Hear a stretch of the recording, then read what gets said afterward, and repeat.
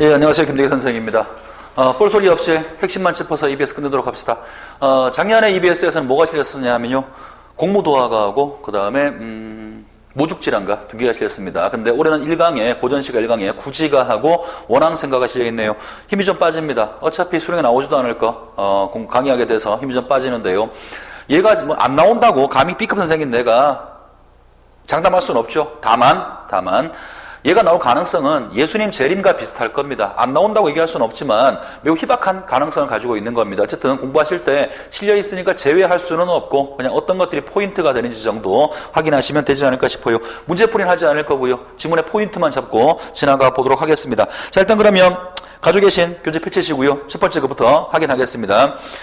일단 읽어보고 얘기하죠. 거부가 머리를 내어놓아라. 내어놓지 않으면 구워 먹겠다. 자, 다 알고 있는 이야기부터 먼저 합시다. 이 노래가 왜 부르게 되었냐 하면 구간이라고 하죠. 당시에는 나라가 없었습니다. 나라가 없고 각 부족의 추장들이 있어서 그 추장들을 구간이라고 불러요. 그 구간들이 모여있을 때 하늘에서 소리가 들리는 거야. 자, 니들이 이 노래를 부르면 내가 하늘에서 왕을 내려줄게. 단 노래를 부를 때 구지봉이라고 하는 봉우리 위에 올라가서 막대기를 두드리면서 이 노래를 부르라고 이야기를 합니다. 자, 그 부분 설화에 나오는, 신화 속에 나오는 막대기를 두드리면서 노래를 불러야 된다. 그 부분 때문에 어떤 사람들은 이것을 우리나라 최초의 노동요라고 보기도 합니다. 그렇지만 기본적으로는 노동요라기보다는 임금을 맞으려고 하는 초자연적인 어떤 결과를 요구하는 주술적인 노래라고 보는 것이 일반적이고요. 자, 일단 그러면 다 아는 얘기일 수 있겠습니다만 안 하기는 못하고 얘기하면서 지나가 보도록 하겠습니다. 자, 일단 거부가라고 했는데요. 이 거부기는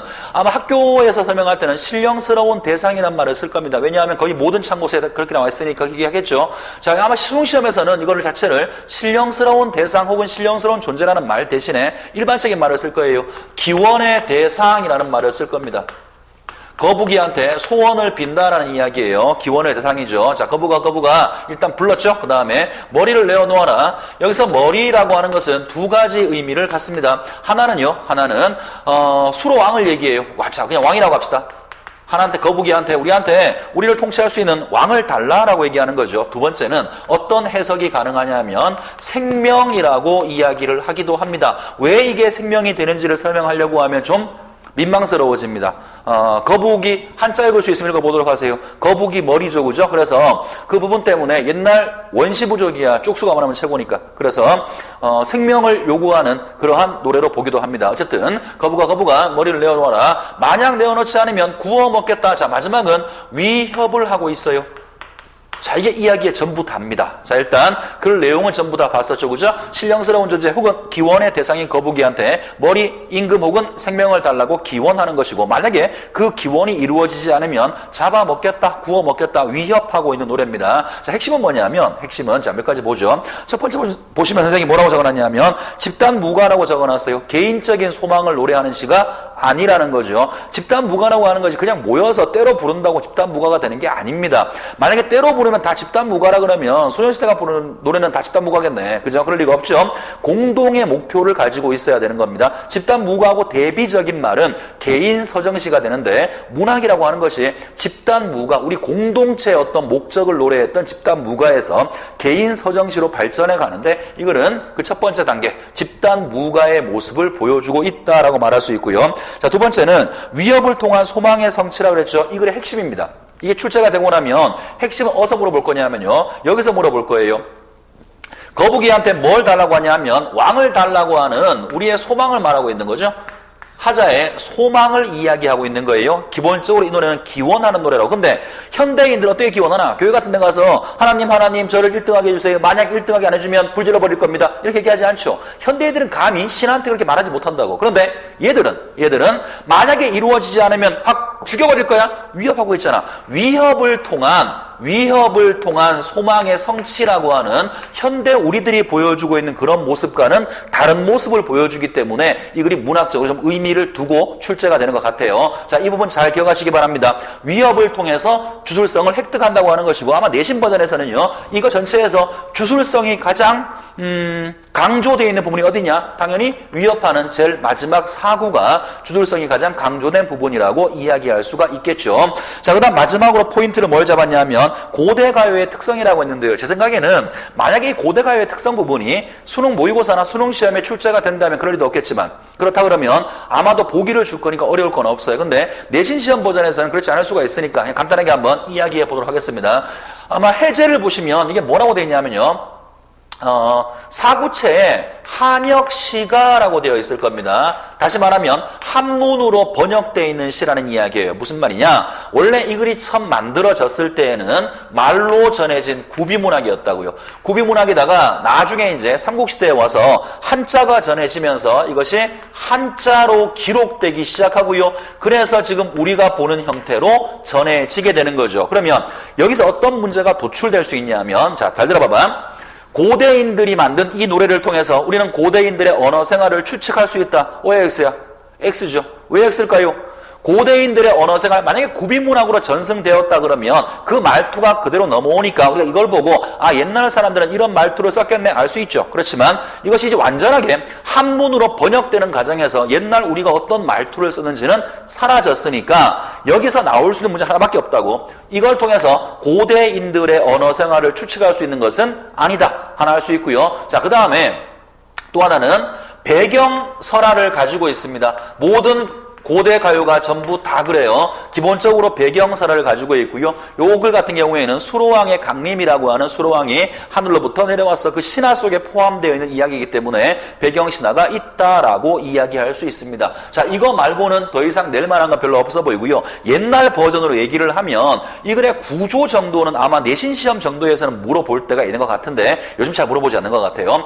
어떤 구조를 가지고 있냐면 제일 처음에 거부가 불렀어요. 부르는 걸 호명이라고 합니다. 머리를 내어놓아라. 요구사항을 얘기했죠. 만약 내어놓지 않으면 가정하고 있습니다. 구워 먹겠다. 이렇게 4가지 단계로 구성되고 있다. 내신 버전에서는 가끔 물어볼 때가 있으니까 확인을 해봐 주시고요. 그 다음에 선생님이 지금 이 얘기를 하면서 구지가가 튀어나오면 처음부터 마지막까지 머릿속에 제일 먼저 떠오를 건 뭐냐면 주술성이에요. 이 글은 주술성이 있는 글이라는 거거든. 잘 외우고 있는 것 같아. 학생들 보면 구지가 주술성 외운단 말이야. 그런데 주술성이 뭐냐고 물으면 또 벙 떠 있어요. 주술성이 뭐냐 하면 초자연적 결과를 바라는 것입니다. 쉽게 말하면 우리가 어떤 노래를 부르거나 시를 쓸 때는 나의 감정을 표현하는 것이지 이 노래를 불러서 혹은 이 시를 불러서 뭔가 번개가 치거나 시 내려오거나 돈이 생기거나 그런 초자연적 결과를 바라는 것은 아니죠. 근데 이 시는 제 개인적인 정서를 표현하는 것이 아니라 이 노래를 부르면 하늘에서 우리를 통치할 훌륭한 임금을 내려줄 거야. 초자연적인 결과물을 바라고 부른 노래이기 때문에 주술성이라고 하는 것이고요. 그 주술성이 위협을 통해서 달성되고 있다는 겁니다. 자, 이게 만약에 출제가 된다면 보기에서 함께 비교될 가능성이 가장 높은 게 이겁니다. 올해 EBS에는 이 지문이 실려있지 않은 것 같은데요. 제목이 해가라고 되어 있습니다. 신라시대에 쓰여진 것이니까 지금 봤던 구지가 보다가는 연대상으로는 좀 한참 뒤에 쓰여진 노래인데요. 공통점과 차이점이 있어요. 자, 일단 한번 읽어보고 얘기하겠습니다. 거부가 수로를 내어놓아라. 아까는 뭐였어요? 머리였죠. 그죠? 여기서 수로는 누구냐 하면 수로 부인이라는 사람입니다. 수로 부인이 자기 남편과 함께 동해바다를 지나가는데 동해바다에 용이 나와가지고 그 이쁜 수로 부인을 데리고 갔답니다. 그래서 그 수로 부인을 달라고 하기 위해서 이 노래를 불렀다라고 알려져 있어요. 그러니까 기본적으로 아까 노래와 공통점은 기원하는 노래라는 거죠. 뭔가 소망을 얘기하는 기원하는 노래인데 아까는 머리라고 하는 공동된 목표를 요구했어. 우리의 공통된 어떤 그 요구사항을 얘기했으니까 집단 무가였었죠. 여기서는 공통된 요구사항이 아니고요. 수로 부인을 내놓는 거예요. 이거는 수로 부인 남편한테나 의미가 있는 거잖아. 그치? 그러니까 집단 무가가 아니에요. 이거는 개인적인 소망을 노래하고 있는 겁니다. 다시 봅시다. 거부가 수로 부인을 내어놓아라. 남의 하늘을 빼앗아 갔으니 그 죄가 얼마나 큰가. 자, 거북이를 질타하는 내용도 있죠. 아까는 그런 게 없었어요. 그죠? 아까 봤던 거북이는 단순한 신령스러운 존재, 신과 같은 존재란 말이야. 여기 지금 나오는 거북이는 물론 신화 속엔 용이라고 나와 있지만 동일시되는 것 같아요. 신령스러운 존재인 것은 틀림없습니다. 그런데 아까 봤던 개는 나쁜 짓을 하지 않았어. 근데 지금 보는 얘는 남의 아내를 빼앗아 간 놈이니까 나쁜 짓을 했다고 질타하고 있는 부분도 나오죠. 남의 아내를 빼앗아 갔으니 그 죄가 얼마나 크냐. 네가 만약 거스르고 내놓지 않는다면, 자, 가정했죠. 마지막을 보시면 그물로 너를 잡아서 구워 먹겠다. 아까랑 똑같죠. 뭐 하고 있어요? 위협을 하고 있어요. 이 노래를 부르면 수로 부인이 돌아올 거라고 하는 목적으로 부른 거죠. 똑같이 자신의 어떤 뭐라고 하나요? 잠깐만요. 뭐 이상한 게 떴는데 화면에 이런 것들이 B급 강의의 매력입니다. 이해해 주시기 바랍니다. 이게 뭐 A급 강의였으면 돈도 많이 받았을 거예요, 그죠? 그렇지 않은 강의죠. 그러니까 B급 강의니까 이렇게 실수가 있더라도 이해해 주시기 바랍니다. 자, 일단 다시 봅시다. 위협을 하고 있어요. 그죠? 아까도 위협을 통해서 어떤 초자연적 결과를 받았죠. 마찬가지죠. 이것도 위협을 하게 되면, 겁먹고 아마 수로부인을 돌려줄 거야 주술성을 갖는 거죠. 이게 포인트라고요. 아까 봤던 그 글이나 이 글이나 연대상으로는 굉장한 차이가 있지만, 그렇게 오랜 시간이 지나가는 동안에 고대인들의 생각에는 위협을 통해서 어떤 소망을 성취할 수 있다라고 하는 그러한 관념이 들어가 있는 것이니까, 만약 구지가가 시험 문제에 출제가 된다면 얘랑 그런 부분을 연관시켜서 출제할 수 있고, 공통점과 차이점을 물어본다 그러면 눈에 보이는 이런 거죠. 아까 얘기했었어요. 여기 나오는 거북이는 신령스러운 존재인 건 틀림없지만 뭔가 비행을 저지르는 존재이기 때문에 거기에 대해서 질타하는 내용이 있다. 하나 기억하죠? 자, 그 다음에 두 번째는 아까 봤었던 구지가에서는 집단의 목적을 바라는 것이었지만 이거는 개인적인 목적으로 쓰여진 거다. 일단 그 두 가지 정도 확인하시면 되고요. 당연히 이게 좀 더 길어진 것이니까 형식상으로는 아까보다 지금 보는 해가가 조금 더 구체화되어 있다라고 얘기할 수는 있을 겁니다. 이해했죠? 자, 일단 이 정도 하면 구지가는 충분히 한 것 같아요. 자, 그 다음은 원앙생가라고 하는 향가를 볼 텐데요. 여러분들 아마 교과서 같은 데서 그렇게 많이 보던 글은 아닙니다. 제 기억으로도 EBS에 원앙생가가 실렸던 적은 거의 없어 보이는데요. 뭐 특이하게도 원앙생가를 실었네요. 뭐 그동안 낼 만큼 냈으니 더 낼 게 없겠죠. 자, 일단 한번 봅시다. 전혀 어려운 글은 아니고요. 물론 이것도 출제하는 사람에 따라서 향찰로 쓰여졌죠, 그죠? 향찰로 쓰여지고 이거를 고문으로 풀어 출제한다 그러면 좀 어려울 수 있어요. 해석이 안 될 수 있다고. 그러니까 다행히 지금 EBS에 지어있는 것은 고문이 아니라 완전히 현대어판으로 풀이했죠. 그래서 나중에 혹시라도 가능성은 매우 낮습니다만 모의고사에 이 글이 출제가 될 때는 현대문이 아니라 고문 버전으로 나올 수가 있으니까 걔를 해석하기 위한 기본 단초로 얘를 좀 기억해 두고 나면 이게 나중에 고문 버전으로 바뀐다고 하더라도 얼마나 달라지겠어요, 그죠? 그러니까 일단은 내용을 좀 알아두시면 좋겠습니다. 자, 일단 읽어보고 이야기를 하죠. 일단 한번 다 읽어본 다음에 정리할 겁니다. 달이 어째서 서방까지 가시겠습니까? 서방이 어디냐면 불교의 극락세계예요. 서방 정토. 자, 달님이시여 어째서 서방까지 가시겠습니까? 무량수불 전에 보고의 말씀을 빠짐없이 사례소서 알려주십시오. 전해달라의 높임말이에요. 무량수불 앞에 내가 지금부터 하는 말을 잘 전해달라. 서원 깊으신 부처님을 우러러 바라보면서 두 손 고추 모아서 원앙생 그리워하는 사람이 있다고 말씀해 주십시오. 이 몸 남겨두고 48대원 이루실까? 자, 여기까지가 그 내용입니다. 자, 일단은 형식을 보시면 총 10줄이죠? 19채 향가로 되어 있습니다. 향가 가운데서는 가장 정제된 형식 혹은 다른 말로 가장 완성된 형식을 보여주는 향가입니다. 그림을 그려볼게요. 이게 화자죠. 자, 화자고요. 하늘에 뭐가 떠 있냐면 달 하나가 떠 있습니다. 그리고 화자가 지금 소원을 비는 대상은 무량수불 부처님이에요. 부처님. 여기 지금 뭐 부처님이 뭐 이름이 언급되어 있는데 부처의 종류가 정말로 많습니다. 저는 뭐 불교를 안다니 잘 모르겠습니다만 대충 봐도 부처의 종류가 포켓몬스터만큼 많아요. 굉장히 많다고요. 그래서 부처의 종류를 하나하나 다 알 필요는 없고요. 그냥 여기 나온 것은 부처님이라고 생각하시면 돼요. 물론 저 같은 B급 강의 말고요. 완전 C급 강의들은 뭐 이렇게 그 스크린 띄워놓고 이게 뭐 석가예래고 이거는 뭐 간센보살이고 보여주는데요. 그 알아서 뭐 하게요? 필요 없고요. 그냥 부처라고 생각하시면 됩니다. 자, 일단 읽어봤으니까 내가 구조를 만들어 볼게요. 화자는 지금 어디에 있냐면 속세에 있어요. 그죠? 이 사람은 인간 세상 그냥 그 인간계 현실 속세라고 할게요. 속세. 자, 자, 속세에 있고요. 부처님은 어디에 계시냐 하면 서방 정토에 가 있는 겁니다.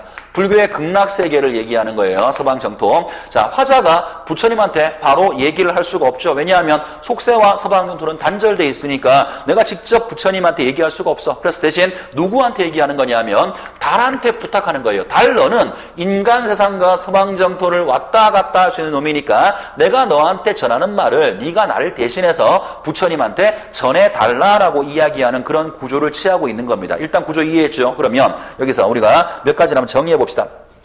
소원을 비는 주체는 누구예요? 나지. 나는 기원의 주체입니다. 소원을 비는 주체죠. 이게 지금 구시가랑 함께 묶여진 이유는 뭐냐 하면 기원이라고 하는 소망을 비는 노래라고 하는 공통점이 있기 때문에 아마 그럴 것 같은데요. 여기 지금 나오는 화자는 기원을 하는 소망을 비는 주체가 되는 것이고요. 그 소망을 듣는 사람 누구예요? 누구한테 비는 거야? 부처죠. 무량수불. 그러니까 이 부처는 기원의 대상이 되는 거죠. 아까 우리가 봤던 뭐랑 똑같아요? 거북이랑 똑같은 거죠. 내 소원을 비는 대상이 되는 거예요. 그러면 달은 뭐냐? 달한테 소원을 비는 게 아니야. 원앙생을 달이 이루어주는 게 아니라고. 달한테는 뭐라냐 하면 달이 내 말을 전해줄 수 있으니까 소원을 전달해주는 매개체가 될 수 있어요. 아마 학교적 유치한 문제에서는 이걸 출제하면서 줄쳐놓고 기억에서 보이는 달과 같은 의미로 쓰여진 걸 골라봐라. 어려울 거 없죠? 뭐와 뭐를 연결하는 매개체로서 기능합니다. 다시 얘기할게요. 헷갈리니까. 기원의 주체예요. 이 사람이 지금 소원을 비는 대상은 달이 아닙니다. 부처예요. 그래서 무량수불 부처가 기원의 대상이 되고요. 그 다음에 달은 단순하게 내 소망을 이렇게 전달해주는 기원의 매개체가 된다. 일단 이 구조를 기억하시고요. 자, 다시 한번 읽어보겠습니다. 달님이시여 어째서 서방까지 가십니까? 서방 먼저 얘기했죠, 그죠? 서방은 불교 극락세계고요. 달님이시여라고 달한테 말 걸고 있죠. 무슨 체? 대화체 혹은 대화의 형식으로 쓰여지고 있는 겁니다. 달님이시여 어째서 서방 정토까지 가십니까? 무량수불 전에 보고의 말씀 빠짐없이 아려주십시오. 자, 자신의 지금 달한테 부탁을 얘기해주고 있는 거야. 네가 여기에 가게 되면 무량수불 부처님한테 내가 하는 말을 빠짐없이 알려달라. 자, 펜 드시고요. 묶읍시다. 서원 기쁘심부터 이렇게 묶으세요. 묶으시기 바랍니다. 읽어볼게요. 서원 기쁘신 부처님을 우러러 바라보며 두 손 고추 모아 원앙생 그리느니 이따까지 묶으세요. 이게 화자가 달이 부처한테 전해주기를 바라는 자신의 소망을 이렇게 이야기하고 있어요. 자, 조금 좀 이야기가 어려운 말이 있으니까 좀 풀어서 얘기해 볼게요. 다시 봅시다. 서원 기쁘신 부처님을 우러러. 자, 서원이 뭐 맹세 이런 거죠, 그죠? 그 부처님이 세상에 있는 나를 믿는 모든 중생들을 구제하겠다고 맹세했대요. 그러니까 그런 맹세가 굳은 부처님 앞에 우러러 바라보면서 두 손 고추 모아. 누가? 부처님이? 아니지, 화자가 간절한 소망을 비는 모습이 묘사되어 있는 거죠. 두 손을 바로 모아서 원앙생 이 말은요 극락왕생을 바랍니다. 극락왕생을 바랍니다. 일단 표현 방식은 반복 썼어요. 반복을 쓰고 있고요. 그 다음에 극락왕생을 바랍니다라고 하는 것은 화자의 소망이죠. 화자가 지금 소원을 비는 기원의 내용이라고요. 이 소망을 뭔가 비유하지 않고요 직설적으로 말하고 있어요. 불교의 극락세계로 갔으면 좋겠습니다. 원앙생 극락왕생을 바랍니다. 직설적으로 얘기했고요. 당연히 반복을 하게 되면 운유는 당연한 말이고요. 뭔가 강조하게 되죠. 뭘 강조하는 걸까? 화자의 소망을 이렇게 강조하게 되는 겁니다. 됐죠? 자, 그 다음에 그리는 사람이 있다고 알려주십시오. 알고 있죠? 19체안가의 9구와 19를 낙구라고 부릅니다. 낙구의 첫 번째는 반드시 감탄사로 시작하죠. 그러니까 향가는 자유시가 아니라 정형시입니다. 그죠? 반드시 몇 줄로 적어야 되고, 만약에 이게 10줄을 선택했다면 10줄 중에 9번째는 반드시 감탄사로 시작을 해야 됩니다. 자, 이 몸 남겨두고 48대원을 이루실까? 48대원 중에 하나가 뭐냐면 아까 말씀드렸던 나를 믿는 모든 중생들을 내가 구제하겠다. 그러니까 나를 극락왕생시키지 않고서는 모든 중생을 서방 정토에 들어간 것이 아니니까 48대 5를 이룰 수가 없는 거죠. 그래서 부처님한테 다시 상기시켜 주는 거야. 나를 여기에 남겨놓고는 모든 중생을 구제하겠다고 하는 그 48가지의 소망을 이룰 수 없을 거라고 이야기하면서 마지막은 다시 한번 부처에게 자신의 소망을 호소하면서 이야기가 마무리된 거죠. 자, 그러면 다 끝났습니다. 끝났으니까 한번 1분 정도만 간단하게 정리해 봅시다. 아까 봤던 구지가나 얘나 똑같이 소원을 빈다라는 점은 똑같습니다. 기원의 대상은 아까는 신령스러운 존재 거북이였었고 지금은 무량sup을 부처한테 비는 거고요. 아까는 내 소망을 전달해주는 매개체가 없었어. 지금은 매개체가 존재합니다. 그 다음에 아까 봤던 구지가에서는 집단의 소망을 얘기하는 집단무가였었고요. 이거는 내가 극락왕생하기를 바라는 것이니까 개인 서정시라고 말할 수가 있겠죠. 어쨌든 고전 운문 어려울 거 없습니다. 포인트는 3가지예요. 첫 번째, 적합한 해석을 할 것.